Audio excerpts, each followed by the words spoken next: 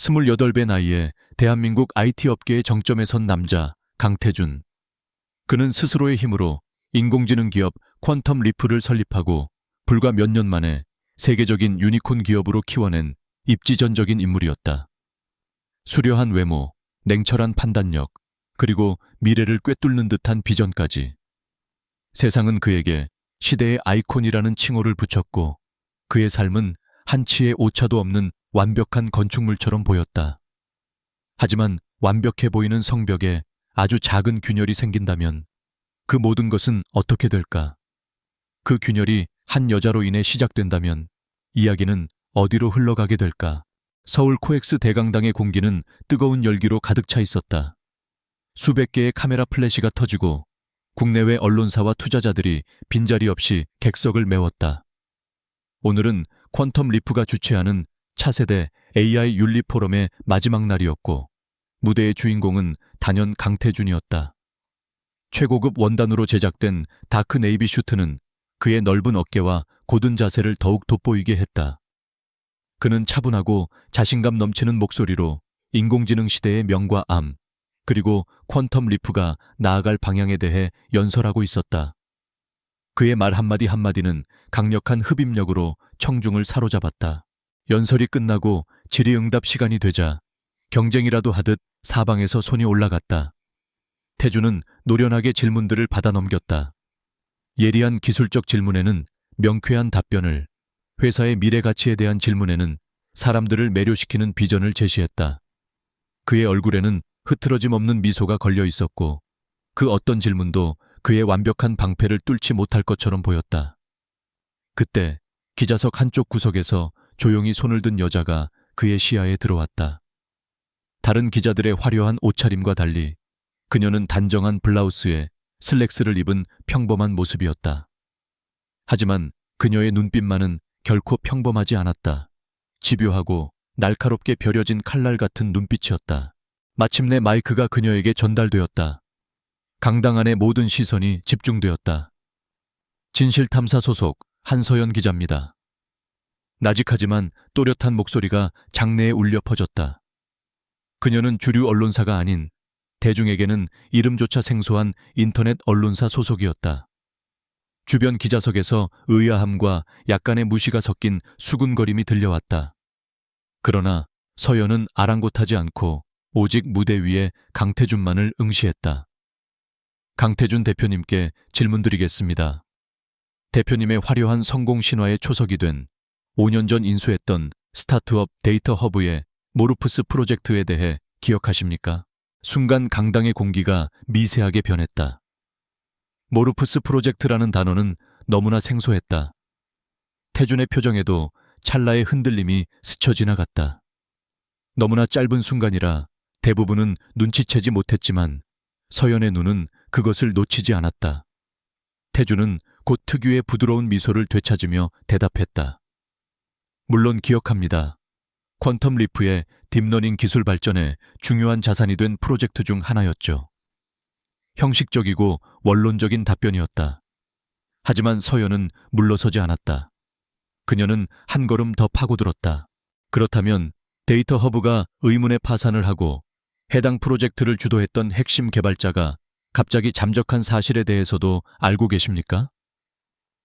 최근 공공기관에서 발생한 대규모 데이터 유출 사건의 배후에 바로 그 모르프스 알고리즘의 초기 버전과 유사한 코드가 발견되었다는 제보가 있습니다. 퀀텀 리프의 기술적 근간에 대한 윤리적 혹은 법적인 문제는 없다고 자신할 수 있으십니까?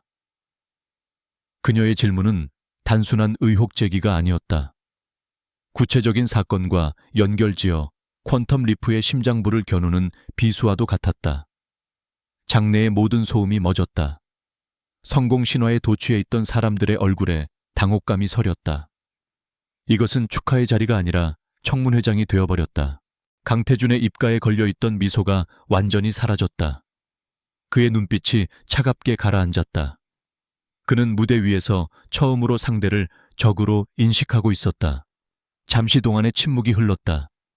그 침묵 속에서 태준과 서연의 시선이 허공에서 날카롭게 부딪혔다. 태준은 마이크를 고쳐 잡았다. 기자님의 질문은 매우 흥미롭지만 사실 관계가 확인되지 않은 억측에 가깝군요. 기업의 인수합병 과정에는 수많은 기밀사항이 포함되어 있으며 퀀텀 리프는 창립 이래 최고 수준의 보안 및 윤리 규정을 준수해 왔습니다. 거론하신 데이터 유출 사건과 퀀텀 리프를 연관짓는 것은 무책임한 발언입니다.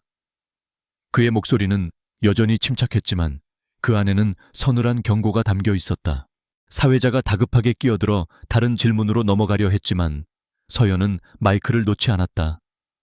무책임한 발언이 아니라 정당한 질문입니다. 사라진 개발자의 행방에 대해 퀀텀 리프는 정말 아무것도 모르는 것입니까? 그러나 그녀의 목소리는 사회자의 제지에 의해 끊겼고 마이크는 다른 기자에게 넘어갔다. 행사는 겉보기에 다시 순조롭게 진행되는 듯했지만 이미 보이지 않는 균열은 시작되고 있었다. 한서연이라는 이름 석자와 그녀의 집요한 눈빛이 강태준의 머릿속에 깊이 각인되었다. 축제는 끝났다. 포럼이 끝나고 대기실로 돌아온 강태준의 얼굴에서는 모든 감정이 사라져 있었다.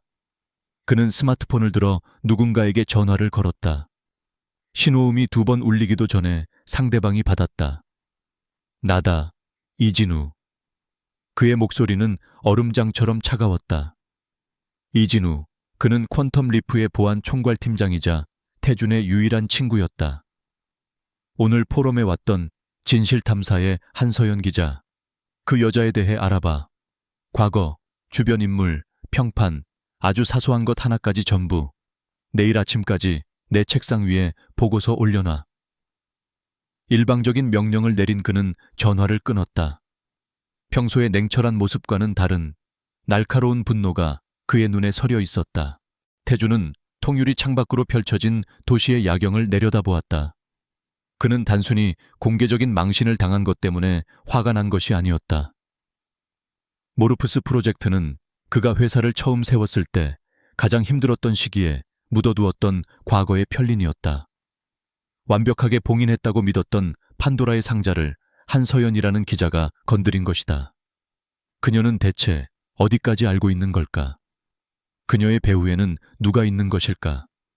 수많은 의문이 그의 머릿속을 헤집었다. 그는 자신의 성에 감히 흠집을 내려는 침입자를 결코 용서할 수 없었다. 같은 시각 한서연은 선배 기자의 잔소리를 듣고 있었다. 한서연, 너 미쳤어. 거기가 어디라고 강태준 대표를 정면으로 저격해. 우리 같은 작은 언론사는 대기업 광고 하나로 먹고 사는 거 몰라? 서연은 묵묵히 노트북에 기사를 정리하며 대꾸했다. 진실을 묻는 게 기자의 일 아닌가요, 선배? 광고보다 진실이 먼저죠. 그녀의 태연한 대답에 선배는 기가 막힌다는 듯 혀를 찼다. 주변의 다른 기자들도 그녀를 피하며 수군거렸다. 감히 거대 제국의 황제를 건드린 무모한 기사.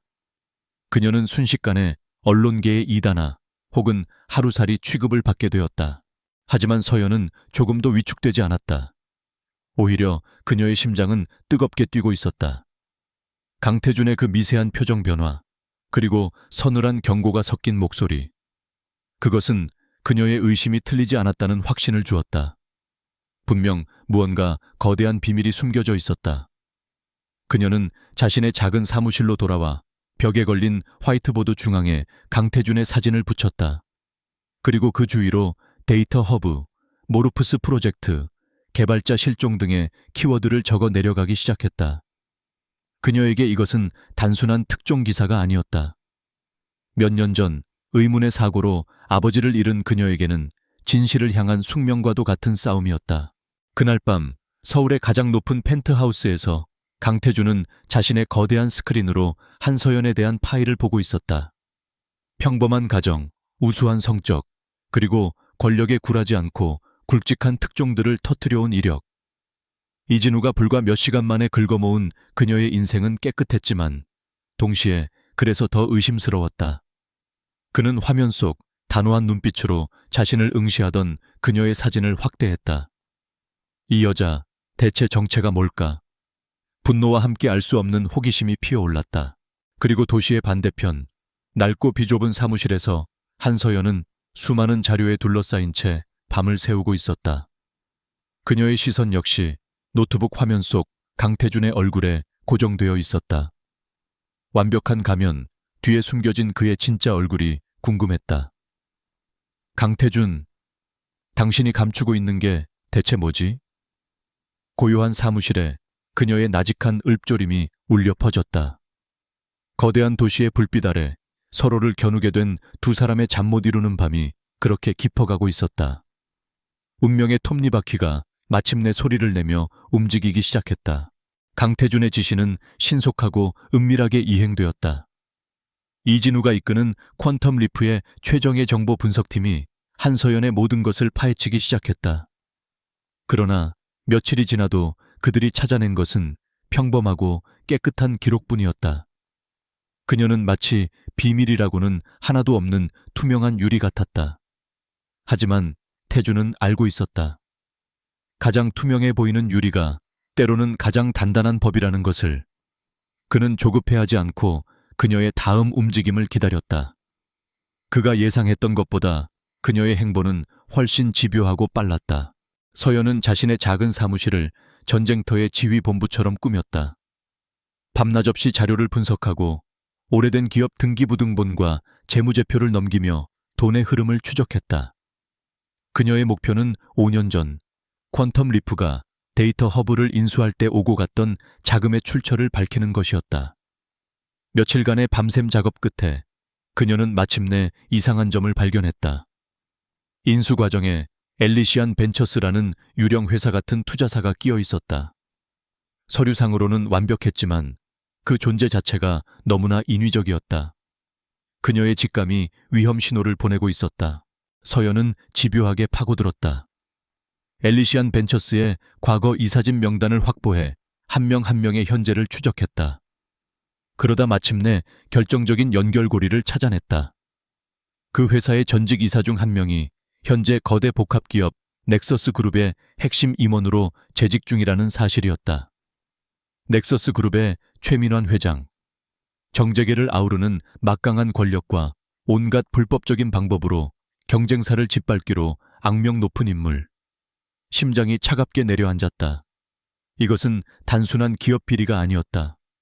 거대한 악의 그림자가 강태준과 퀀텀 리프의 뒤에 어른거리고 있었다. 그날 저녁 서연은 익명의 발신자로부터 이메일 한 통을 받았다. 내용은 단 한 줄이었다. 죽고 싶지 않으면 거기서 멈춰. 짧지만 섬뜩한 경고였다. 그녀는 이전에도 취재 중에 협박을 받은 적이 있었기에 애써 태연한 척 넘기려 했다.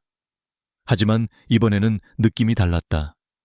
장난기라고는 전혀 없는 서늘하고 치밀한 살기가 느껴졌다. 그녀는 혹시 모를 사태에 대비해 모든 자료를 클라우드에 백업하고 외장 하드에도 따로 저장해 두었다. 불길한 예감은 언제나 틀리는 법이 없었다. 늦은 밤, 취재를 마치고 집으로 향하는 한적한 골목길. 갑자기 등 뒤에서 날카로운 엔진음이 들려왔다. 뒤를 돌아보는 순간 번호판도 없는 검은 오토바이가 맹렬한 속도로 자신을 향해 돌진해 오는 것이 보였다. 피할 시간이 없었다. 그녀는 본능적으로 몸을 날려 옆으로 굴렀다. 아스팔트 바닥에 팔과 다리가 쓸리며 타는 듯한 통증이 느껴졌다. 그 순간 오토바이를 탄 남자가 스치듯 지나가며 그녀의 손에 들려있던 노트북 가방을 낚아채 어둠 속으로 사라졌다. 단순한 날치기가 아니었다. 그녀의 자료를 노린 계획된 공격이었다. 다음 날 아침 강태준은 자신의 집무실에서 이진우의 보고를 받고 있었다.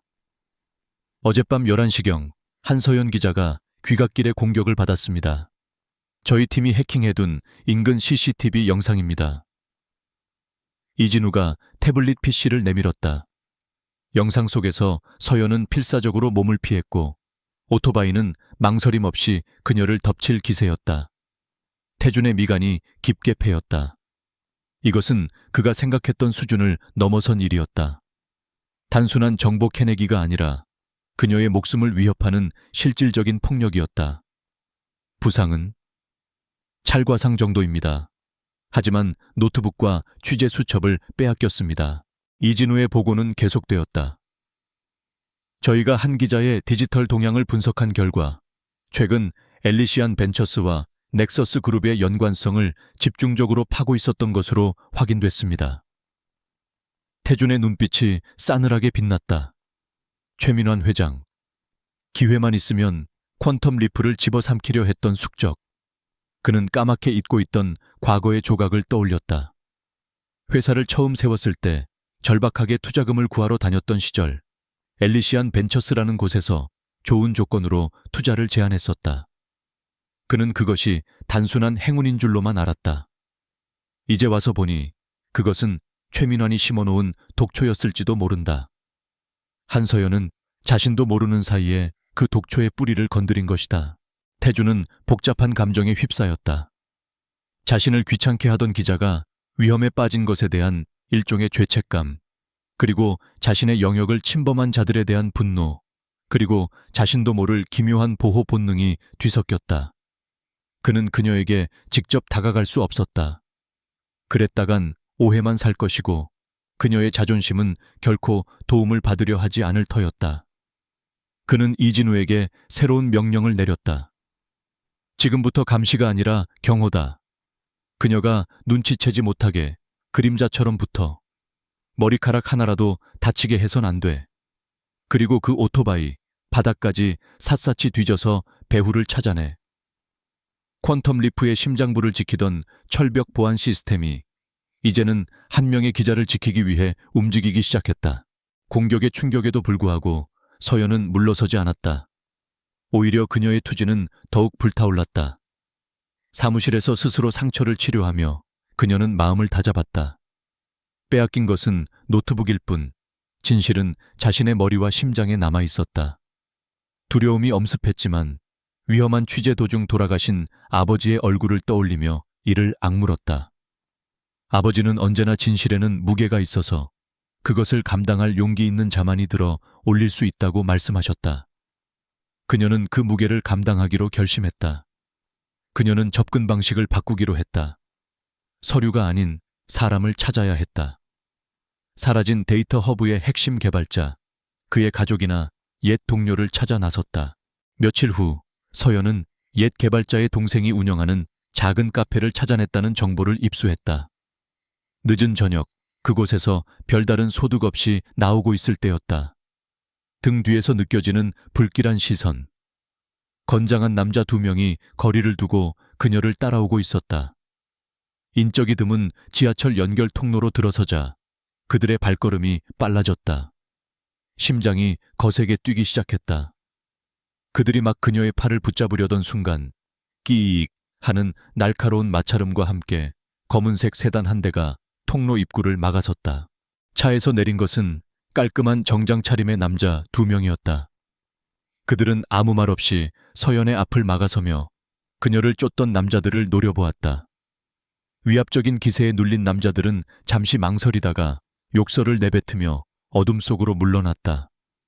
정장 차림의 남자들은 서연에게 한마디 말도 건네지 않았다. 그저 그녀가 안전한 것을 확인한 후 다시 채올라 조용히 사라졌다. 서연은 텅 빈 통로에 홀로 남아 멍하니 서 있었다. 대체 누구일까? 왜 나를 도와준 거지? 그녀의 머릿속은 온통 혼란으로 가득 찼다.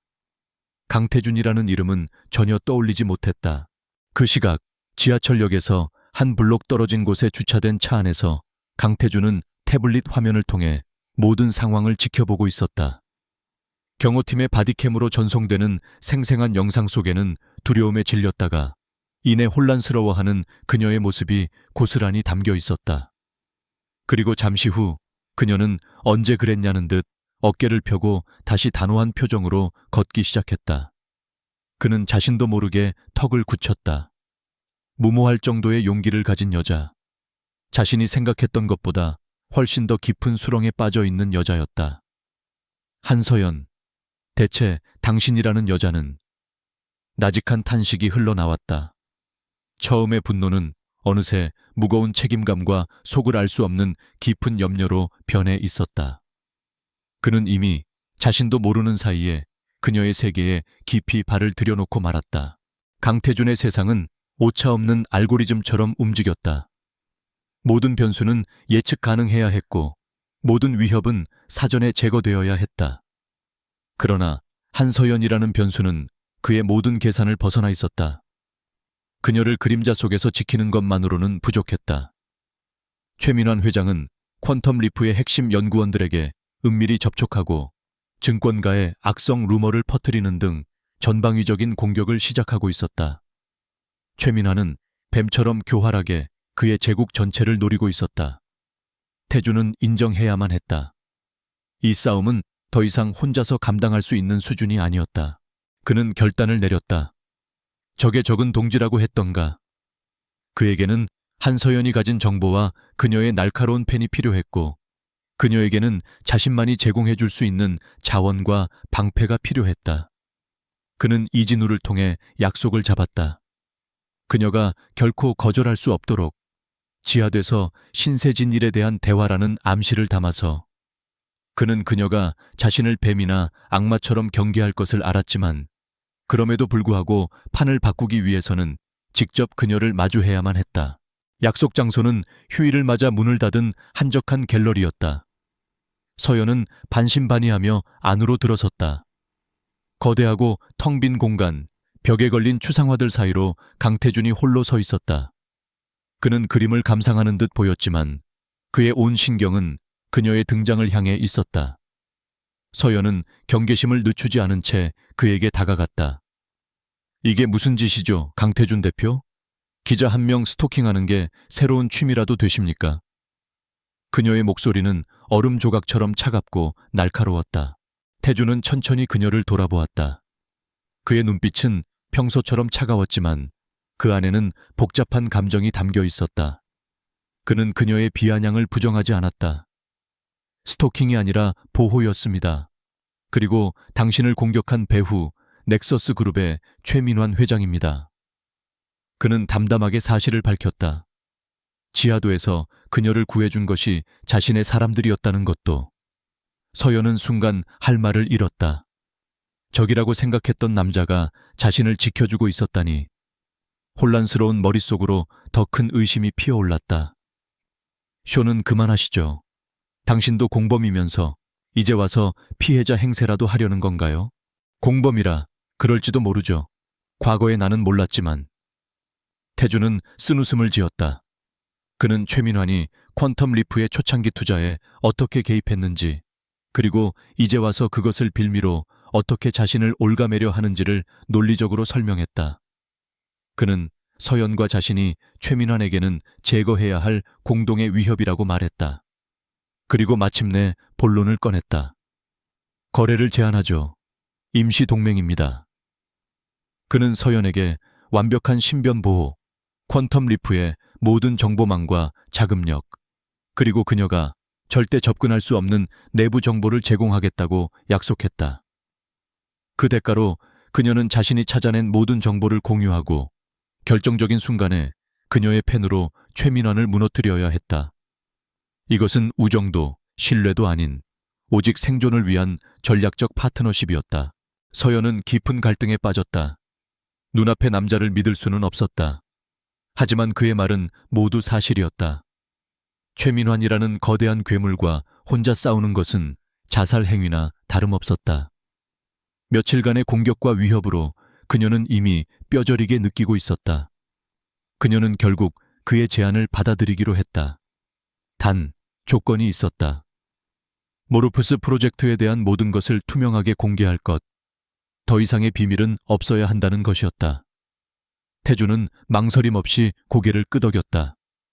그렇게 두 사람의 위험한 공조가 시작되었다. 그들의 첫 공동 작업은 퀀텀 리프 소유의 안전가옥에서 이루어졌다. 최첨단 보안 시스템으로 둘러싸인 그곳은 외부와 완벽히 차단된 요새였다. 처음 며칠간은 팽팽한 긴장감만이 감돌았다. 그들은 서로의 분석 방식을 비판하고 사소한 의견 차이로 날을 세웠다. 그러나 시간이 흐르면서 그들은 자신도 모르게 서로를 인정하기 시작했다.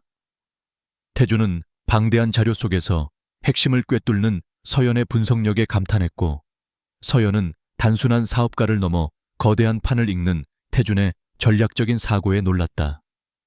그들은 서로에게 가장 까다로운 파트너이자 최고의 조력자였다. 어느 늦은 밤 몇 잔의 커피로 잠을 쫓으며 자료를 분석하던 중 그들 사이에 처음으로 사적인 대화가 오갔다. 서연이 문득 물었다. 왜 그렇게까지 필사적으로 회사를 키운 거죠? 돈이나 명예 때문만은 아닌 것 같은데. 태주는 잠시 창밖을 응시하다가 나직이 입을 열었다. 부모님이 기업 간의 암투에 희생양이 되셨습니다. 힘이 없으면 모든 것을 잃는다는 걸 그때 배웠죠. 누구도 함부로 건드릴 수 없는 제국을 만들고 싶었습니다. 그의 목소리에는 깊은 슬픔과 분노가 배어 있었다. 처음으로 그의 완벽한 가면 뒤에 숨겨진 상처를 본 순간이었다. 그의 고백은 서연의 마음속 벽을 허물었다. 태주는 그녀의 책상 위에 놓인 낡은 가족 사진을 보며 물었다. 한 기자님은 어떻습니까? 왜 이렇게 위험한 일을 계속하는 거죠? 서연은 잠시 망설이다가 사진 속 아버지를 바라보며 대답했다. 아버지도 기자셨어요. 부패를 고발하는 기사를 쓰시다가 의문의 사고로 돌아가셨죠. 아버지가 못다한 일을 제가 끝내고 싶었어요. 그들의 아픔은 닮아 있었다. 거대한 권력에 의해 소중한 것을 잃었다는 공통된 상처는 그들을 단순한 동맹 이상의 관계로 묶어주기 시작했다. 서로의 정보를 합치자 수사는 급물살을 탔다. 태준의 해킹팀은 사라진 모르프스 프로젝트의 핵심 개발자가 최민환의 협박을 받고 해외에서 신분을 바꾼 채 살고 있다는 사실을 알아냈다. 그리고 서연은 자신의 아버지가 돌아가시기 직전 마지막으로 취재하던 건설사가 당시 넥서스 그룹의 자회사였다는 충격적인 사실을 발견했다. 모든 조각이 하나의 그림으로 맞춰지고 있었다. 아버지가 쫓던 진실과 자신이 쫓던 진실이 결국 최민환이라는 하나의 이름 아래 연결되어 있었다. 서연은 온몸에 힘이 빠져나가는 것을 느꼈다. 이것은 더 이상 단순한 취재가 아니었다. 아버지의 목숨을 앗아간 원수를 향한 복수극이 되어버렸다. 그녀는 컴퓨터 화면에 떠있는 최민환과 아버지의 기사 스크랩을 번갈아 보며 가늘 게 떨었다. 주체할 수 없는 슬픔과 분노가 그녀를 집어삼키려 했다. 그때 조용히 그녀를 지켜보던 태준이 다가와 아무 말 없이 그녀의 어깨에 따뜻한 담요를 덮어주었다. 그의 손길은 조심스러웠지만 그 안에는 깊은 위로가 담겨 있었다. 서연은 눈물이 가득 고인 눈으로 그를 올려다보았다. 한 번도 누구에게도 보인 적 없었던 가장 연약한 모습이었다. 태주는 그녀의 시선을 피하지 않고 마주보았다. 그 순간 그들 사이의 적과 동지라는 경계선이 완전히 무너져 내렸다. 그의 눈빛이 말하고 있었다. 혼자가 아니야. 내가 함께하겠어.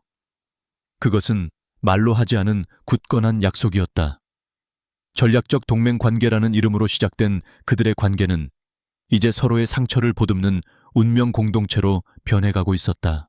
안전가옥에서의 시간은 폭풍의 눈처럼 고요했다.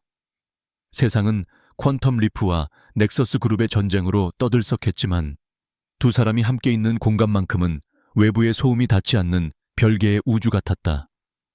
서먹하고 날카롭던 첫 만남의 기억은 희미해지고 그 자리에는 익숙함과 편안함이 내려앉았다. 그들은 더 이상 전략적 동맹이 아니었다. 서로의 상처를 알고 서로의 고통에 공감하는 유일한 존재가 되어가고 있었다. 어느 새벽 서연은 거실 소파에서 불편하게 잠든 태준을 발견했다. 며칠째 이어진 회사 비상경영회의와 밤샘 분석 작업으로 그의 얼굴은 헬쑥해져 있었다. 평소의 냉철한 CEO의 모습은 온데간데 없고 지친 한 남자의 모습만이 남아있었다. 서연은 조심스럽게 다가가 그의 어깨에 담요를 덮어주었다. 그 순간 잠결에도 인기척을 느낀 태준이 그녀의 손목을 낚아챘다. 놀란 서연의 눈과 막 잠에서 깬 그의 흐릿한 눈이 마주쳤다. 서연 씨. 나직하게 자신의 이름을 부르는 그의 목소리에 서연은 심장이 내려앉는 것을 느꼈다. 어색한 정적 속에서 피어나는 미묘한 감정의 기류를 두 사람 모두 외면할 수 없었다. 그들의 관계가 깊어질수록 최민환의 압박은 더욱 거세졌다. 그는 언론을 이용해 퀀텀 리프의 기술 탈취 의혹을 제기했고 정계의 인맥을 동원해 전례 없는 세무조사를 시작했다. 퀀텀 리프라는 거대한 배가 사방에서 몰아치는 파도에 흔들리고 있었다. 태주는 회사를 지키기 위해 공개적으로는 최민환의 공격을 막아내면서 밤에는 서연과 함께 그의 심장을 겨눌 비수를 갈았다. 몸이 2개라도 모자랄 살얼음판 같은 시간의 연속이었다. 그날 밤도 태주는 파김치가 되어 안전가옥으로 돌아왔다. 온종일 이어진 주주들의 거센 항의와 검찰 조사에 시달린 그의 얼굴에는 깊은 피로가 역력했다. 서연은 아무 말 없이 그에게 따뜻한 차 한 잔을 건넸다. 그는 묵묵히 차를 마셨다. 차의 온기가 그의 얼어붙은 몸과 마음을 조금씩 녹여주었다. 힘들죠? 서연의 조심스러운 물음에 그는 처음으로 약한 소리를 내비쳤다. 가끔은 모든 걸 다 버리고 도망치고 싶을 때가 있습니다. 정점에서 홀로 모든 것을 감당해야 하는 남자의 고독이 짙게 묻어났다. 서연은 그의 옆에 조용히 앉았다. 도망쳐도 돼요. 잠시 쉬어가도 괜찮아요. 그녀의 목소리는 부드러운 위로가 되어 그의 마음에 스며들었다. 태주는 고개를 돌려 그녀를 바라보았다. 위기의 순간에도 흔들림 없는 눈빛으로 자신을 믿어주는 여자. 자신을 단순한 CEO 강태준이 아닌 상처 입은 한 인간으로 봐주는 유일한 사람. 그는 더 이상 자신의 감정을 억누를 수 없었다. 끓어오르는 감정에 이끌려 그는 서서히 그녀에게 다가가 입을 맞췄다. 그것은 불같이 뜨거운 키스가 아니었다. 서로의 아픔을 보듬고 거친 폭풍 속에서 서로에게 유일한 닻이 되어주는 듯한 조심스럽고 애틋한 입맞춤이었다. 그날의 키스는 위태로운 그들의 관계에 새로운 불씨를 지폈다. 그것은 위험한 감정이었지만 동시에 그들을 더욱 강하게 만드는 원동력이 되었다. 그들은 최민환을 무너뜨릴 결정적 증거, 그의 모든 비자금 내역과 청부 살인 지시까지 담겨 있다는 판도라 파일을 찾는데 모든 것을 걸었다. 마침내 이진우가 퀀텀 리프의 슈퍼컴퓨터 타이탄을 이용해 암호화된 넥서스 그룹의 옛 서버 속에서 파일의 흔적을 찾아냈다. 찾았어, 태준아. 최민환의 모든 죄악이 담긴 원본 파일이야. 이진우의 목소리는 흥분에 차 있었다. 하지만 문제는 그 파일을 원격으로 빼내는 것이 불가능하다는 점이었다. 강력한 방화벽과 2중, 3중의 보안 장치로 막혀 있었다. 이진우는 파일을 복사할 유일한 방법을 찾아냈다. 인천항 근처의 낡은 사무실 건물. 그곳에 위치한 넥서스 그룹의 비밀 서버 중계기를 통해 물리적으로 접근해야만 했다. 위험해. 너무 대놓고 파놓은 함정 같아. 태주는 불길한 예감에 반대했다. 그러나 이진우는 고집을 꺾지 않았다. 이 기회를 놓치면 우린 끝이야. 내가 직접 다녀올게. 내 전문 분야잖아. 믿어줘. 친구를 위해, 그리고 이 지긋지긋한 싸움을 끝내기 위해 그는 스스로 위험 속으로 걸어 들어가기로 결심했다. 작전이 시작된 밤, 안전가옥의 공기는 숨막힐 듯한 긴장감으로 가득했다. 태준과 서연은 대형 스크린을 통해 이진우의 바디캠에서 전송되는 영상을 숨죽인 채 지켜보고 있었다. 이진우는 능숙하게 건물의 보안을 뚫고 서버실에 잠입했다. 지금부터 데이터 전송을 시작한다. 그의 목소리와 함께 화면 한쪽에 파일 전송률을 나타내는 그래프가 나타나기 시작했다.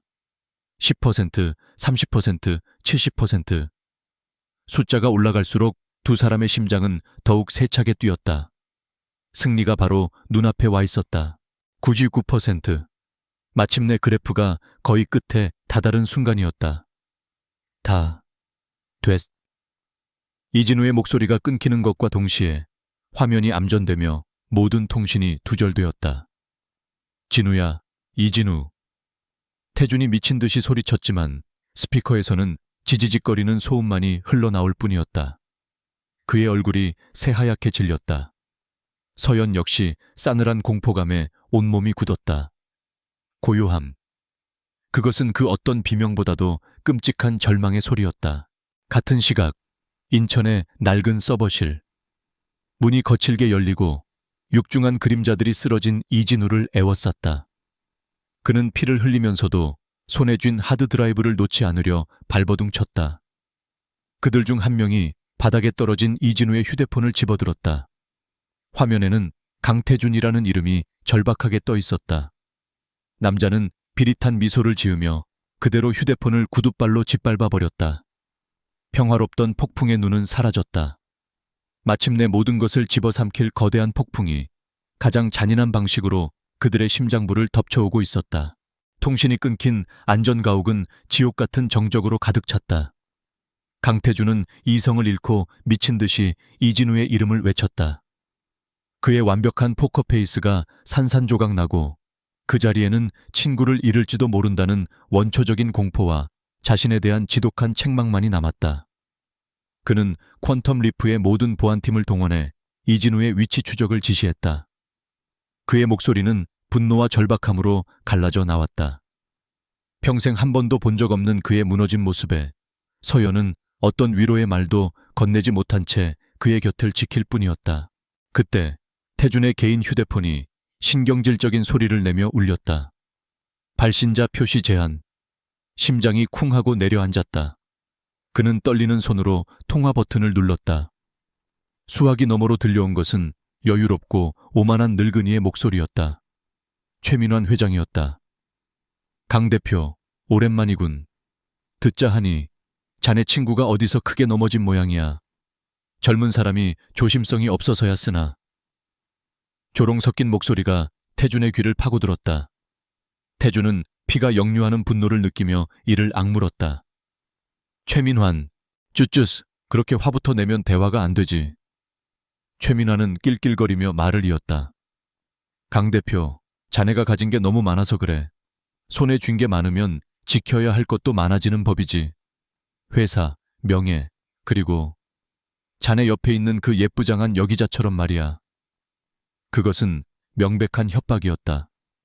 이진우를 미끼로, 그리고 서연의 목숨을 담보로 자신을 굴복시키려는 비열한 수작이었다.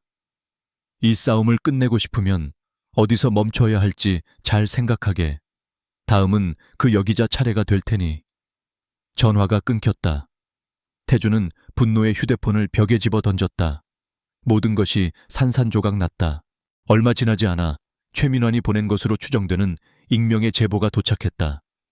인천항의 한 폐창고. 태준은 이성을 잃고 그곳으로 달려가려 했다. 위험해요. 가면 안 돼요.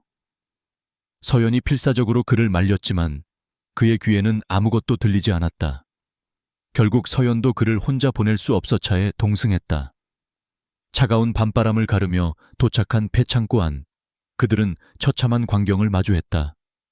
이진우가 피투성이가 된 채 쓰러져 있었다. 그의 곁에는 산산조각 난 하드드라이브가 흩어져 있었다. 태준은 무너져 내렸다. 그는 친구의 축 늘어진 몸을 부축하며 절규했다. 진우야, 이진우, 정신 차려. 그의 울음소리가 텅 빈 창고를 울렸다. 이진우는 곧바로 병원 응급실로 옮겨져 대수술에 들어갔다. 수술실 앞 하얀 복도에서 태준과 서연은 말없이 기다렸다. 시간은 지독하게 느리게 흘러갔다. 태준은 고개를 숙인 채 자책의 늪에 빠져 있었다. 나 때문이야. 내가 그를 사지로 내몰았어. 그의 어깨가 가늘게 떨리고 있었다. 그 순간 서연이 다가와 그의 손을 가만히 잡아주었다. 당신 탓이 아니에요. 우린 지금 진우 씨를 위해 강해져야 해요. 그녀의 따뜻한 온기가 산산조각 난 그의 마음을 간신히 붙잡아 주었다. 몇 시간 후 수술실 문이 열리고 의사가 나왔다. 수술은 끝났지만 아직 의식이 돌아오지 않고 있습니다. 코마 상태입니다. 언제 깨어날지는 장담할 수 없습니다. 살아있다는 안도감과 깨어나지 못할 수도 있다는 절망감이 동시에 그들을 덮쳤다. 이진우의 희생. 그것은 단순한 부상이 아니었다.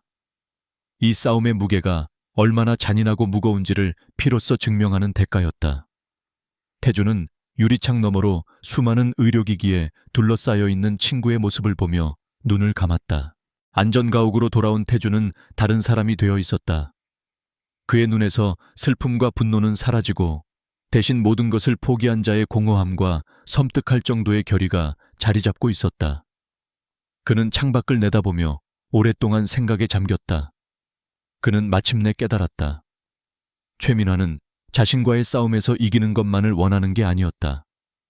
그는 파괴의 과정을 즐기는 악마였다. 자신이 가진 모든 것, 회사, 명예, 그리고 사람들. 최민화는 그것들을 하나씩 가장 고통스러운 방식으로 부서뜨릴 것이다. 자신이 퀀텀 리프의 CEO 강태준으로 존재하는 한 그는 최민환에게 너무나 명확한 표적이었다. 그의 모든 것은 최민환이 흔들 수 있는 레버리지가 되었다. 그리고 그중 가장 치명적인 약점은 이제 한서연이 되어버렸다. 이진우의 희생은 끔찍한 경고였다. 그는 서연마저 그런 대가를 치르게 할 수는 없었다. 그녀를 지키는 유일한 방법은 최민환의 목표물 자체를 없애버리는 것이었다. 즉, CEO 강태준이라는 존재를 이 세상에서 지워버리는 것. 그것이 친구의 희생이 그에게 가르쳐준 유일한 해답이었다. 태준은 창가에서 몸을 돌려 서연을 바라보았다. 그의 눈빛은 이전과는 완전히 다른 무섭도록 차분한 결의로 가득 차 있었다.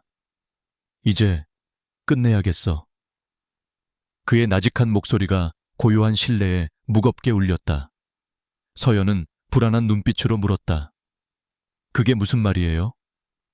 그는 그녀에게 다가가 부서지기라도 할 듯 조심스럽게 그녀의 얼굴을 감쌌다. 최민환이 원하는 건 CEO 강태준이야.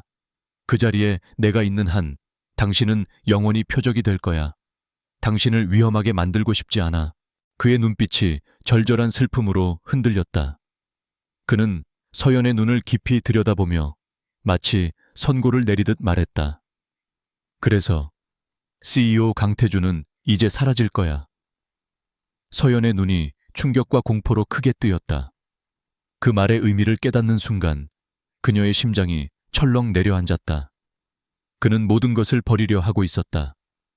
이진우의 희생이라는 거대한 무게가 그를 가장 극단적인 선택으로 내몰고 있었다. 절대 안 돼요. 방법은 이것뿐만이 아니에요. 우리가 같이 싸우면 이길 수 있어요.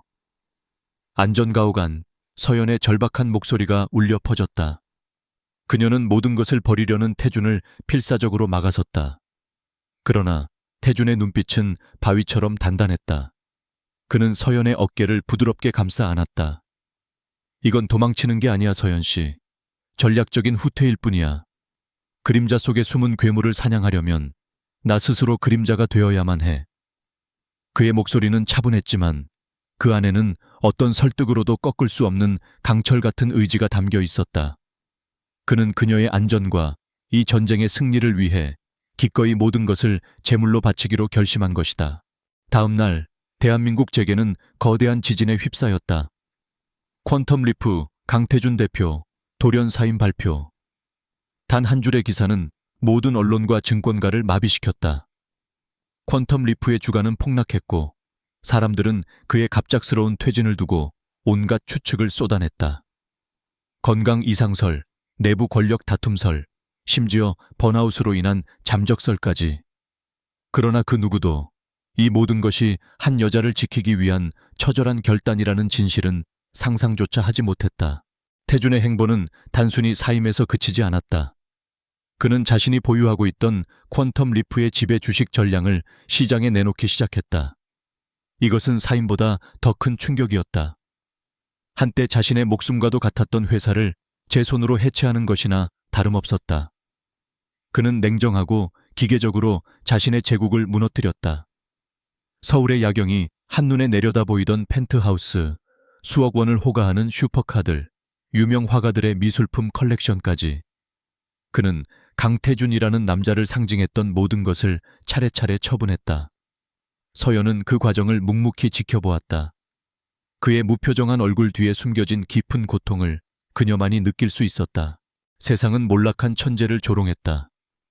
경쟁자들은 그의 추락을 축하했고 충성을 맹세하던 이들은 등을 돌렸다. 최민환 회장은 승리를 만끽했다. 그는 태준의 행보를 완벽한 항복 선언으로 받아들였다. 제풀에 꺾여 무너져 내린 애송이의 마지막 발악이라 여겼다. 그는 의기양양하게 서연에게 붙여두었던 감시마저 거두었다. 강태준이라는 방패가 사라진 여기자 따위는 이제 더 이상 위협이 되지 않는다고 판단한 것이다. 그것은 그의 오만이 부른 치명적인 실수였다. 그는 자신의 승리를 자축하고 넥서스 그룹의 새로운 글로벌 파트너십을 기념하기 위해 성대한 파티를 열기로 했다. 세상이 그의 공적인 몰락을 구경하는 동안 태준은 은밀하게 움직이고 있었다. 그는 자산을 정리하며 확보한 막대한 현금을 추적이 불가능한 해외 계좌와 암호화폐로 전환했다. 그리고 서연과 함께 최첨단 안전가옥을 떠나 서울의 낡고 허름한 동네에 위치한 작은 아파트로 거처를 옮겼다. 값비싼 맞춤 정장을 벗고 평범한 티셔츠와 청바지를 입은 그는 더 이상 화려한 CEO가 아니었다. 오직 하나의 목표만을 향해 움직이는 이름 없는 그림자일 뿐이었다. 부와 권력을 모두 잃은 그 초라한 공간에서 역설적이게도 두 사람의 관계는 더욱 견고하고 순수해졌다. 모든 족쇄로부터 자유로워진 태준은 마침내 마지막 방역을 준비하기 시작했다. 그는 과거에 빚을 졌던 언더그라운드의 해커들과 사설 정보원들을 움직여 최민환의 숨통을 끊을 마지막 증거 조각들을 모았다. 그리고 마침내 해외에 숨어 살던 모르프스 프로젝트의 핵심 개발자와 연락이 닿았다. 태준은 그에게 돈이 아닌 완벽한 신변 보호와 빼앗긴 인생을 되찾을 기회를 약속했다. 자신의 모든 것을 버린 태준의 진심에 마음이 움직인 개발자는 마침내 최민환의 모든 범죄가 기록된 판도라 파일의 원본을 제공하고 모든 것을 증언하기로 결심했다. 모든 준비는 끝났다. 결전의 장소는 최민환이 자신의 승리를 만끽할 넥서스 그룹 글로벌 파트너십 갈라 현장이 될 것이었다. 서연과 그녀의 작은 언론사 진실탐사가 이 거대한 심판의 도화선에 불을 붙일 터였다. 갈라 파티 전날 밤, 태준과 서연은 작은 아파트 창가에 서서 한때 그가 지배했던 도시의 화려한 야경을 멀리서 바라보았다. 마지막 데이터가 방송을 위한 보안 서버로 업로드되고 있었다.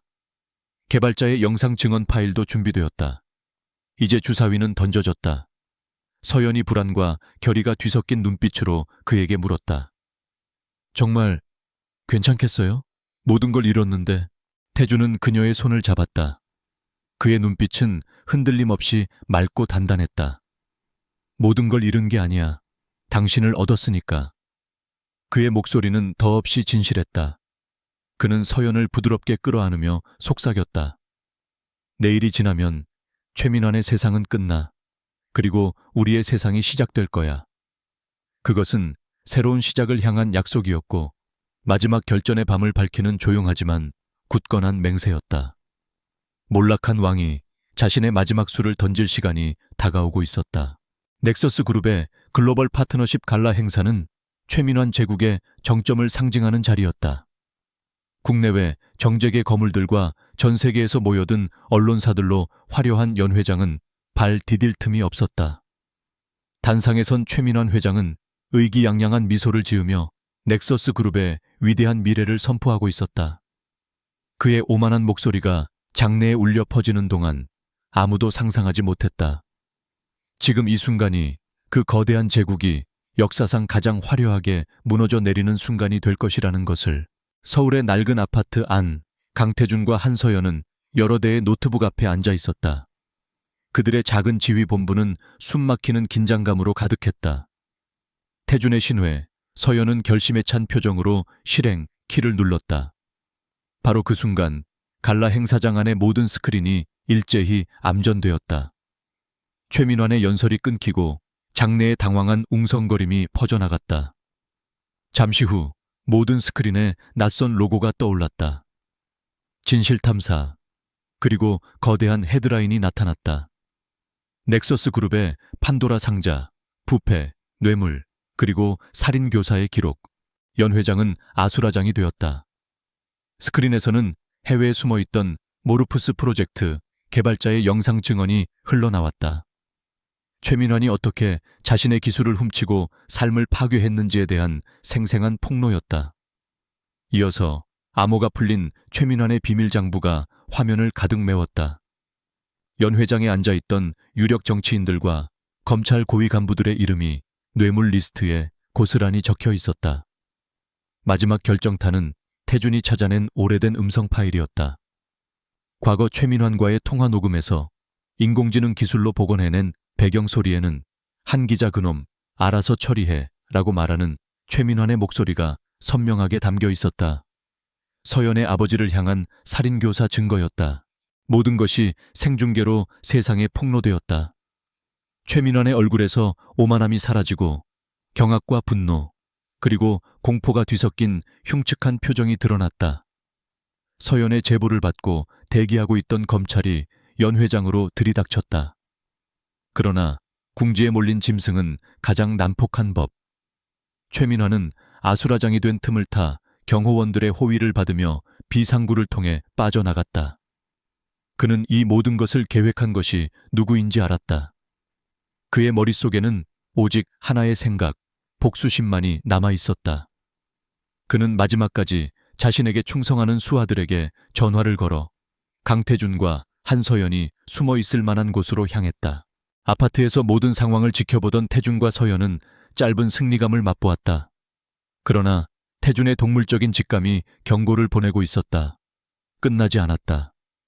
그 순간 그가 건물 주변에 설치해둔 감지 센서에서 경고 신호가 울렸다. 그들이 왔어. 당장 여기서 나가야 해. 두 사람은 급히 노트북을 챙겨 뒷문으로 빠져나갔다. 낡은 동네의 좁고 어두운 골목길에서 필사적인 추격전이 시작되었다. 막다른 길, 그들은 낡은 건물의 옥상으로 내몰렸다. 얼마 지나지 않아 옥상 문이 거칠게 열리며 최민환과 그의 수하들이 모습을 드러냈다. 더 이상 고고한 회장이 아니었다. 모든 것을 잃고 이성을 상실한 늙은 악귀의 모습이었다. 강태준, 내 놈이 감히 내 모든 것을 빼앗아가?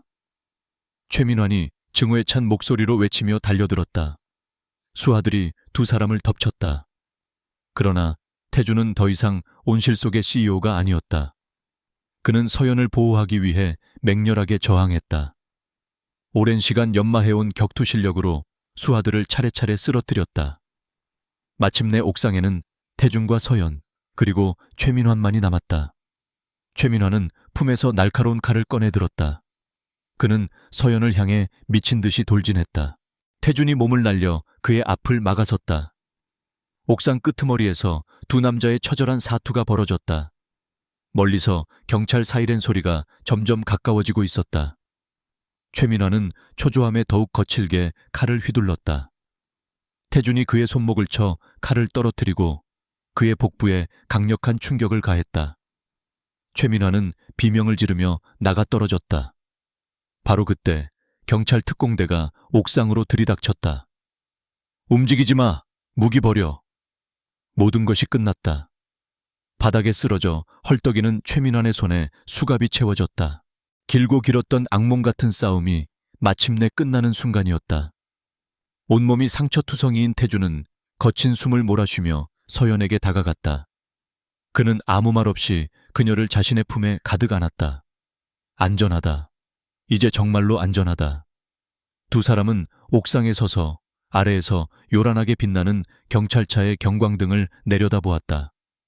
그들이 그토록 지켜내려 했던 정의가 마침내 부패한 제국을 무너뜨리고 그들 앞에 펼쳐져 있었다. 거짓과 탐욕의 세상은 끝났다. 이제 그들만의 세상을 시작할 시간이었다. 최민환의 시대가 몰락한 후 몇 달의 시간이 흘렀다. 대한민국을 뒤흔들었던 거대한 스캔들은 법의 심판으로 마무리되었다. 최민환은 무기징역을 선고받고 차가운 감옥에 갇혔고 그와 결탁했던 부패한 권력자들 역시 모두 죗값을 치렀다. 한서연의 작은 언론사 진실탐사는 진실을 향한 용기의 상징이 되어 대한민국 저널리즘의 역사를 새로 썼다. 강태준이 떠난 퀀텀 리프는 한동안 경랑에 휩싸였지만 유능한 후임 경영진에 의해 점차 안정을 되찾았다. 더 이상 그의 회사는 아니었지만 그가 피땀 흘려 세운 기술의 등불은 꺼지지 않았다. 병원 재활치료실, 따스한 햇살이 창가로 쏟아져 들어오고 있었다. 태준과 서연은 휠체어에 앉아 천천히 팔을 움직이는 연습을 하는 이진우를 미소 지으며 바라보고 있었다. 몇 달간의 코마 상태에서 기적적으로 깨어난 그는 모두의 예상을 뛰어넘는 속도로 회복하고 있었다. 그날의 후유증으로 다리를 조금 절게 되었지만 그의 눈빛은 예전처럼 총명하게 빛났다. 야, 강태준, 너 회사도 없이 이제 뭐 먹고 살 거냐? 내가 먹여 살려야겠네. 짓궂은 농담을 던지는 친구의 모습에 태준은 마침내 마음속에 남아있던 마지막 죄책감의 그림자를 털어낼 수 있었다. 그들은 여전히 서울의 낡고 작은 아파트에 살았다. 태준은 자신의 남은 재산을 모두 사회에 환원했다. 그중 상당수는 서연이 설립을 주도한 기업 범죄 피해자 지원 재단에 기부되었다. 그는 더 이상 세상의 정점에 선 CEO가 아니었다. 대신 그는 작은 인공지능 연구소를 차려 청소년들을 위한 무료 코딩 교육 프로그램을 개발하고 있었다. 권력을 위한 기술이 아닌 사람을 위한 따뜻한 기술을 만드는 일에 그는 진정한 행복을 느끼고 있었다. 서연 역시 여전히 기자로 일했지만 예전처럼 자신을 채찍질하지는 않았다. 일과 삶의 균형을 찾은 그녀의 얼굴에는 언제나 부드러운 미소가 감돌았다. 어느 주말 오후 태준은 서연을 데리고 한적한 수목원으로 향했다. 그곳은 생전에 그의 부모님이 가장 좋아했던 장소였다. 울창한 나무들 사이로 난 오솔길을 함께 걸으며 그들은 과거가 아닌 미래에 대해 이야기했다. 해의 진력, 붉은 노을이 세상을 물들일 때 태준은 걸음을 멈추고 서연과 마주섰다. 그는 화려한 보석 반지도 근사한 이벤트도 준비하지 않았다. 대신 그는 자신의 진심을 담담하게 꺼내놓았다. 나는 세상을 다 가지면 안전해질 거라고 믿었어. 그래서 누구도 넘볼 수 없는 높은 성벽을 쌓았지. 하지만 그건 성이 아니라 나 스스로를 가두는 감옥이었어. 그는 서연의 손을 잡았다. 그의 손은 예전처럼 차갑지 않았다. 모든 것을 잃고 나서야 깨달았어. 내가 진정으로 지키고 싶었고 갖고 싶었던 건 단 하나였다는 걸. 그는 주머니에서 작고 소박한 반지를 꺼내 그녀 앞에 내밀었다.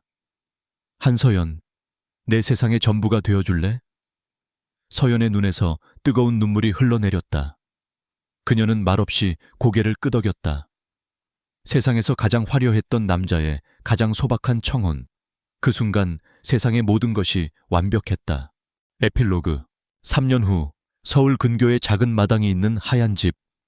따스한 햇살 아래 이제 막 걸음마를 뗀 작은 아이가 아장아장 아빠를 향해 걸어가고 있었다.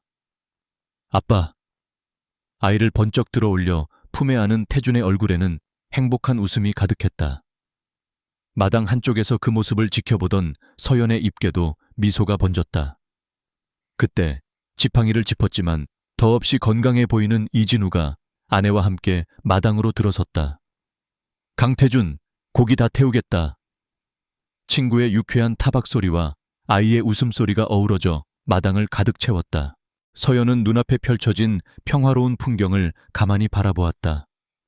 한때는 목숨을 건 싸움과 지독한 악몽의 시간을 보냈다는 것이 믿기지 않을 만큼 모든 것이 평온하고 따뜻했다. 그는 그녀를 위해 회사를 버렸다. 세상이 말하는 성공과 부, 명예, 그 모든 것을 버렸다. 그러나 그는 유리와 강철로 된 왕국을 잃은 대신 웃음과 온기로 가득한 자신만의 세상을 얻었다.